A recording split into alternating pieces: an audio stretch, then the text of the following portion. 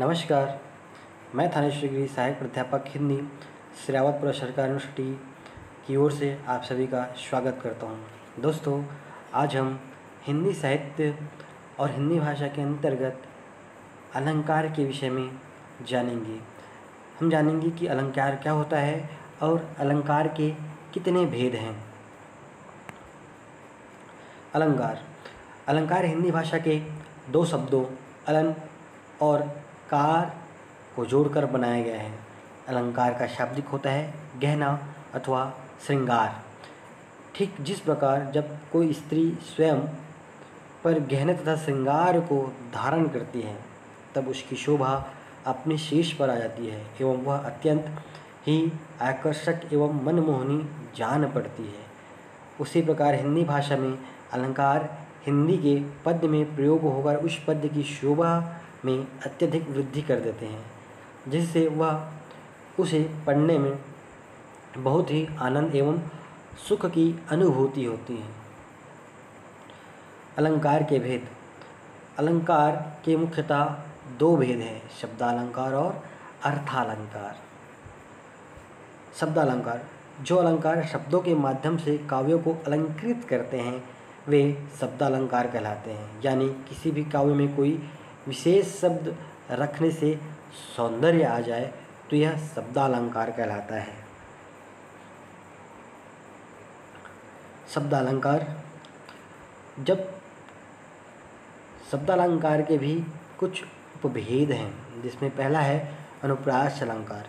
जब किसी काव्य को सुंदर बनाने के लिए किसी वर्ण की आवृत्ति हो तो वह अनुप्रास अलंकार कहलाता है। किसी विशेष वर्ण की आवृत्ति से वाक्य सुनने में सुंदर लगता है, जैसे चारुचंद्र की चंचल किरणें खेल रही थी जल थल में। ऊपर दिए गए उदाहरण में आप देख सकते हैं कि च वर्ण की आवृत्ति हो रही है, जिससे वाक्य का सौंदर्य बढ़ गया है, अतः यह अनुप्रास अलंकार का उदाहरण होगा। दूसरा है यमक अलंकार।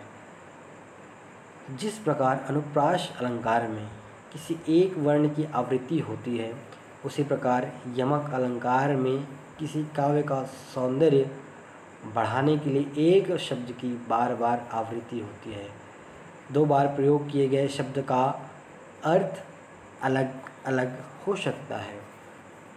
उदाहरण कनक कनक ते शौगुनी मादकता अधिकाय वा खाए बौराए नर वा पाए बौराए। ऊपर दिए गए वाक्यों के उदाहरण में आप देख सकते हैं कनक शब्द की आवृत्ति भिन्न भिन्न अर्थों में हुई है। श्लेष अलंकार।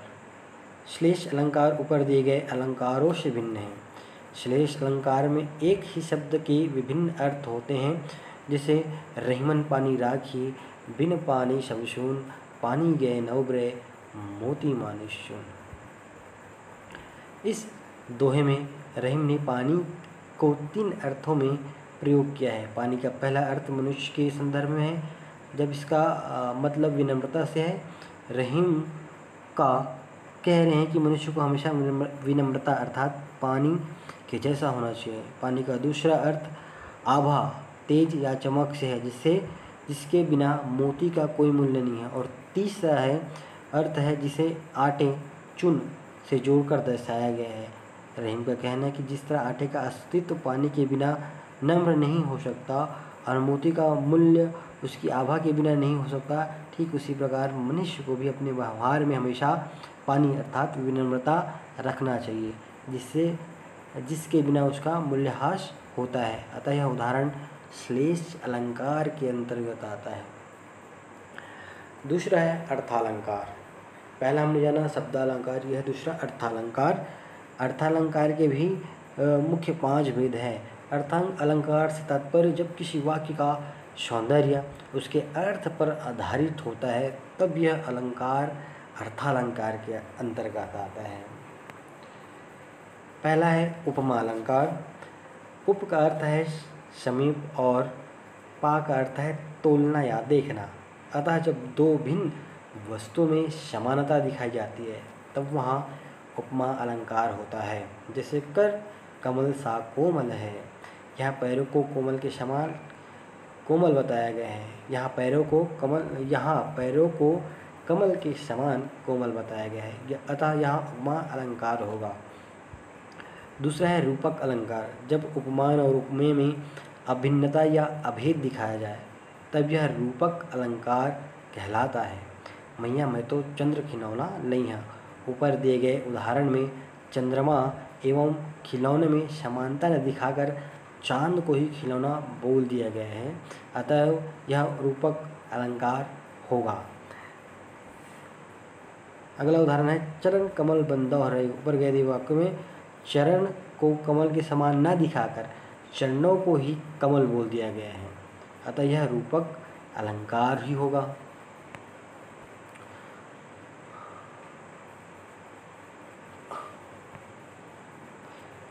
अगला है अतिशयोक्ति अलंकार। जब किसी बात का वर्णन बहुत बढ़ा चढ़ाकर किया जाए तब वहाँ अतिशयोक्ति अलंकार होता है। जैसे आगे नंगिया पड़ी अपार, घोड़ा कैसे उतारे पार, राणा ने सोचा इस पार, तब तक चेतक था उस पार।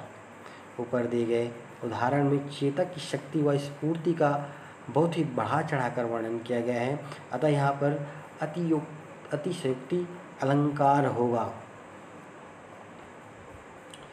मानवीकरण अलंकार। जब प्रकृति चीज़ों में मानवीय भावनाओं के होने का वर्णन हो तब वहाँ मानवीकरण अलंकार होता है।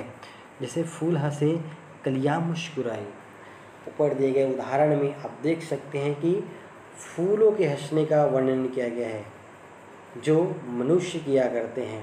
हंसना, रोना, गाना ये सब मानवीय क्रियाकलाप हैं, लेकिन यहाँ पर फूल को हंसते हुए दिखाया गया है जो कि मानवीकरण अलंकार का उदाहरण है। Thank you. आप सबने मुझे सुना, आप सबका बहुत बहुत धन्यवाद। चैनल को लाइक करें, सब्सक्राइब करें और शेयर ज़रूर करें।